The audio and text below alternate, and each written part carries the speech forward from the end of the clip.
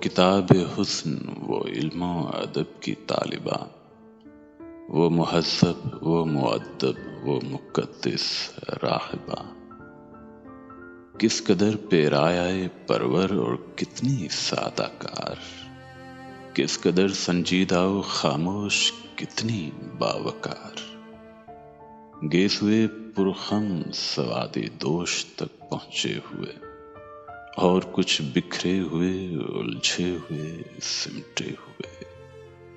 رنگ میں اس کے عذاب خیر کی شامل نہیں، رنگ میں اس کے عذاب خیر کی شامل نہیں،